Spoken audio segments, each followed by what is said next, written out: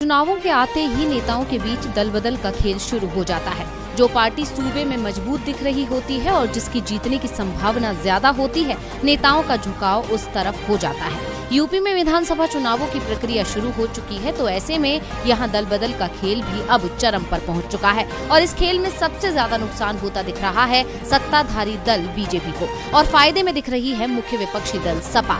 14 जनवरी को ही स्वामी प्रसाद मौर्य समेत कई मंत्री और विधायक सपा में शामिल हुए थे और 2 दिन बाद उत्तर प्रदेश सरकार के वन एवं पर्यावरण मंत्री पद से हाल ही में इस्तीफा दे चुके दारा सिंह चौहान भी सपा में शामिल हो गए हैं। इस मौके पर चौहान ने बीजेपी पर आरोप लगाते हुए कहा कि 2017 में जब भाजपा की सरकार बनी तब सबका साथ सबका विकास का नारा दिया गया था, लेकिन कालांतर में साथ तो सबका लिया गया मगर विकास कुछ चंद लोगों का हुआ। चौहान ने आगे कहा, सपा मेरा पुराना घर है और हम उत्तर प्रदेश की सियासत को बदलकर अखिलेश यादव को फिर से यूपी का मुख्यमंत्री बनाएंगे।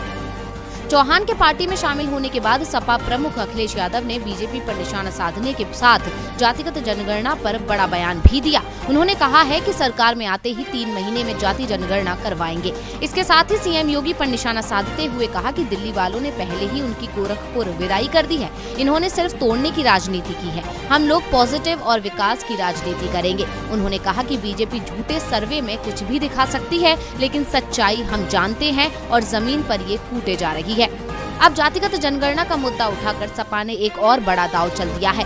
इससे पहले अखिलेश ने सरकार बनने पर 300 यूनिट बिजली फ्री देने का वादा भी किया था, जिसे सपा का मास्टर स्ट्रोक माना जा रहा था। ऐसे में सपा एक के बाद एक बड़े दांव कर अपनी जीत की दावेदारी को और मजबूत कर रही है और बीजेपी के लिए सत्ता दूर की कौड़ी नजर आ रही है। बेरोजगारी और महंगाई एक बड़ा मुद्दा बना हुआ है, जिससे जनता को निजात नहीं मिल पा रहा है। विपक्ष लगातार सरकार तक जनता की आवाज पहुंचाने की कोशिश में लगा हुआ है। खासकर कांग्रेस के पूर्व अध्यक्ष राहुल गांधी महंगाई बेरोजगारी के मुद्दे पर सरकार को घेरते नजर आते हैं और अब एक बार फिर राहुल ने सरकार को घेरते हुए ट्वीट किया, साथ ही अपने पुराने ट्वीट को भी साझा किया। अपने ट्वीट में उन्होंने लिखा, मैं भी यही मानता हूँ कि भाजपा की नफरत भरी राजनीति देश के लिए बेहद हानिकारक है और ये नफरत ही बेरोजगारी के लिए भी जिम्मेदार है। देश व विदेशी उद्योग बिना सामाजिक शांति के नहीं चल सकते। रोज अपने आसपास बढ़ती इस नफरत को भाईचारे से हराएंगे। क्या आप मेरे साथ हैं? राहुल गांधी ने अपने ट्वीट के जरिए बीजेपी पर नफरत की राजनीति के चलते देश को नुकसान पहुंचाने का आरोप भी लगाया। साथ ही उन्होंने एक दिन पहले यानी 15 जनवरी के अपने ट्वीट को भी साझा किया। दरअसल बीते दिन उन्होंने ट्विटर पोल के जरिए जनता से एक सवाल किया था कि भाजपा सरकार की सबसे बड़ी कमी क्या रही है। राहुल गांधी ने इसके लिए बेरोजगारी, टैक्स वसूली, महंगाई और नफरत का माहौल के तौर पर लोगों को विकल्प भी दिए थे, जिसके बाद बेरोजगारी पर 28%, टैक्स वसूली पर 17.2%, महंगाई पर 19.8% और नफरत के माहौल पर 35% लोगों ने अपनी सहमति व्यक्त की। अब पोल रिजल्ट के मुताबिक सबसे ज्यादा यानी 35% लोग मानते हैं कि बीजेपी सरकार की सबसे बड़ी कमी नफरत का माहौल पैदा करना है। यानी जनता का भी यही मानना है कि बीजेपी नफरत फैलाती है और विपक्ष भी हमेशा से यही आरोप लगाता है।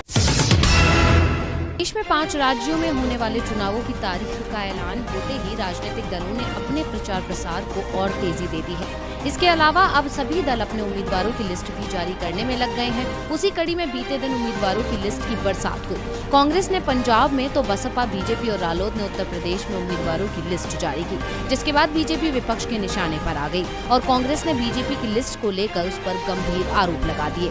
दरअसल बीजेपी ने बीते दिन 403 विधानसभा सीटों में से 107 के लिए उम्मीदवारों की पहली सूची जारी की, जिसमें 10 महिलाओं को टिकट मिला और 4 महिला विधायकों के टिकट काट दिए गए हैं। जिसके बाद कांग्रेस ने बीजेपी को आड़े हाथों लेते हुए उसे महिला विरोधी करार दे दिया। उत्तर प्रदेश विधानसभा में कांग्रेस दल की नेता आराधना मिश्रा मोना ने कहा कि बीजेपी हमेशा से महिला विरोधी राजनीति करती रही है और वो कभी भी महिलाओं का हित नहीं साध सकती।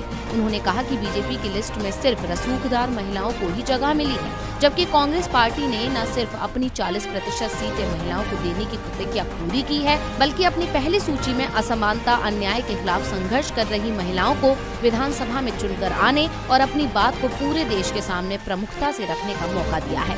उन्होंने कहा कि लड़की हूँ लड़ सकती हूँ अभियान की शुरुआत से ही बीजेपी वाले इस पर हमले कर रहे हैं, क्योंकि इस अभियान का मूल उद्देश्य महिलाओं का सशक्तिकरण है। बता दें कि कांग्रेस ने यूपी में 40% महिलाओं को टिकट देने की घोषणा की थी और अपनी सूची में कांग्रेस ने अपने वादे को पूरा भी किया है, जिसके बाद माना जा रहा है कि कांग्रेस पर जनता का भरोसा बढ़ सकता है, जो कि बीजेपी के लिए मुश्किल खड़ी कर सकता है।